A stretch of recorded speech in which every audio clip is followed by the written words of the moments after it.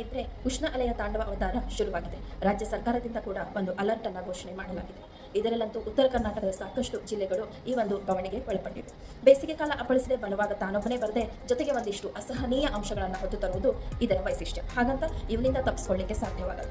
ಜೊತೆಗಿದ್ದುಕೊಂಡೇ ಜೀವನ ಸಾಗಿಸಬೇಕು ಅಂತಹ ಒಂದಿಷ್ಟು ಮಾರ್ಗೋಪಾಯಗಳ ಕುರಿತಾಗಿ ಇಲ್ಲಿ ನೋಡೋಣ ಬನ್ನಿ. ಏರುತ್ತಿರುವ ತಾಪಮಾನದಿಂದಾಗುವ ಮೊದಲು ಸಮಸ್ಯೆ ಎಂದರೆ ಮೈಯಲ್ಲಿ ನೀರಿನ ಅಂಶ ಕಡಿಮೆಯಾಗುವುದು. ಇದರಿಂದ ಬೆವರ್ಸಾಲೆಯಂತಹ ಪ್ರಾಬ್ಲಮ್ಸ್ ಬರಬಹುದು. ಬಹುತೇಕ ಸಂದರ್ಭಗಳಲ್ಲಿ ಅನಾರೋಗ್ಯ ಅಪ್ಪಳಿಸುವುದೇ ನೀರಿನಿಂದ. ಆದ್ದರಿಂದ ಈ ನಿಟ್ಟಿನಲ್ಲಿ ಜಾಗ್ರತೆಯನ್ನು ವಹಿಸದಿದ್ದರೆ ಸಣ್ಣ ಸಮಸ್ಯೆ ದೊಡ್ಡದಾಗಿ ಬೆಳೆದು ಬಿಡಬಹುದು. ಅತಿಯಾದ ತಾಪದಿಂದ ಅತಿಸಾರ, ವಾಂತಿ ಭೇದಿ ಕಾಣಿಸೋದು ಸಾಮಾನ್ಯ. ಸ್ನಾಯು ಸೆಳೆತ, ನಿತ್ರಾಣ, ತಲೆ ಸುತ್ತುವಿಕೆಯ ಸಮಸ್ಯೆಯು ಆಗಬಹುದು. ಜೊತೆಗೆ ಮೂತ್ರಪಿಂಡ ಹಾಗೂ ಯಕೃತ್ ಸಂಬಂಧಿತ ತೊಡಕುಗಳು ಕಾಣಿಸಬಹುದು. ಬಿಸಿಲಿನ ತಾಪ ಹೆಚ್ಚಾದಂತೆ ನೆಗಡಿ, ಕಫ, ತಲೆನೋವಿನ ಸಮಸ್ಯೆ ಜಾಸ್ತಿ ಆಗ್ತದೆ. ಶ್ವಾಸಕೋಶಕ್ಕೆ ಸಂಬಂಧಿಸಿದ ತೊಡಕುಗಳು ಕಾಣಿಸಬಹುದು. ಇಂಥ ಸಂದರ್ಭದಲ್ಲಿ ಸ್ವಯಂ ವೈದ್ಯಕ್ಕೆ ಮೊರೆ ಹೋಗದೆ ವೈದ್ಯರನ್ನು ಸಂಪರ್ಕಿಸಿ ಚಿಕಿತ್ಸೆಯನ್ನು ಪಡೆಯಬಹುದು. ಸರ್ಕಾರ ಸೂಚಿಸಿದಂತೆ 102 ಅಥವಾ 108 ಸಹಾಯವಾಣಿಯನ್ನು ನೀವು ಸಂಪರ್ಕಿಸಬಹುದು. ಈ ಕುರಿತು ಸಾಮಾನ್ಯ ಕಿವಿಮಾತುಗಳೆಂದರೆ ಮಕ್ಕಳು ಆಡಿಕೊಳ್ಳೋದಕ್ಕೆ ಮೈದಾನಕ್ಕೆ ಇಳಿದಾಗ ಅವರಿಗೆ ಸೂರ್ಯಾಘಾತ ಆಗದಂತೆ ನೋಡಿಕೊಳ್ಳಬೇಕಾಗಿದ್ದು ದೊಡ್ಡವರ ಜವಾಬ್ದಾರಿ. ತಾಪಮಾನ 40 ಡಿಗ್ರಿ ಸೆಲ್ಸಿಯಸ್ ದಾಟುತ್ತಿದ್ದರೆ ಅನಾರೋಗ್ಯ ಖಾತ್ರಿ. ಆದ್ದರಿಂದ ಮಕ್ಕಳು ನೆರಳಿನಲ್ಲಿ ಆಟವಾಡುವಂತಿರಲಿ.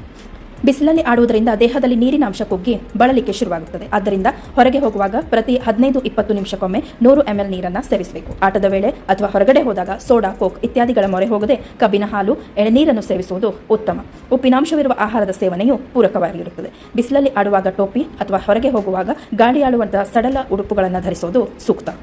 ತೀವ್ರವಾದ ಬಿಸಿಲಿರುವಾಗ ದೂರ ಪ್ರಯಾಣ ಮಾಡದೇ ಇರುವುದು ಸೂಕ್ತ.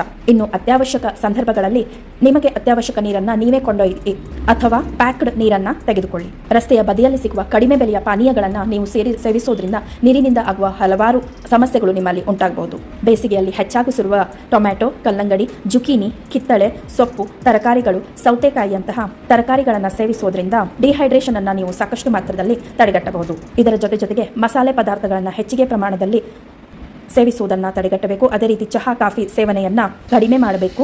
ಸುಡು ಬಿಸಿಲಿನ ಕಿರಣಗಳಿಗೆ ಮೈ ಒಡ್ಡುವುದರಿಂದ ಮೆಲನಿನ್ ವರ್ಣದ್ರವ್ಯದ ಸಾಂದ್ರತೆ ಹೆಚ್ಚಾಗಿ ಮೈ ಕಪ್ಪಾಗಬಹುದು, ಸುಕ್ಕುಗಟ್ಟಲೆಗಳು ಆಗಬಹುದು. ಇದರಿಂದ ಉತ್ತಮ ಗುಣಮಟ್ಟದ ಬಾಡಿ ಲೋಷನ್ ಬಳಸುವುದು ಸೂಕ್ತ. ಸಾಧ್ಯವಾದರೆ ಕೊಬ್ಬರಿ ಎಣ್ಣೆಯ ಒಂದು ತೆಳುವಾದ ಪದರನ್ನು ಲೇಪಿಸಿಕೊಳ್ಳಬಹುದು. ಕಣ್ಣುಗಳಿಗೆ ಸನ್ ಗ್ಲಾಸ್ ಧರಿಸುವುದರಿಂದ ಧೂಳು ಹಾಗೂ ಕಣ್ಣಿನ ಸುತ್ತ ಕಪ್ಪು ಕಲೆಗಳಾವುದು, ಚರ್ಮ ಸುಕ್ಕುಗಟ್ಟುವುದು ತಡೆಯಬಹುದು. ಅಂತಿಮವಾಗಿ ಹೇಳಬೇಕಂದ್ರೆ ದೇಹದಲ್ಲಿ ಸಾಕಷ್ಟು ನೀರಿನ ಅಂಶ ಇರೋ ಥರ ನೋಡ್ಕೊಳ್ಳೋದು ಮುಖ್ಯ. ಧನ್ಯವಾದಗಳು.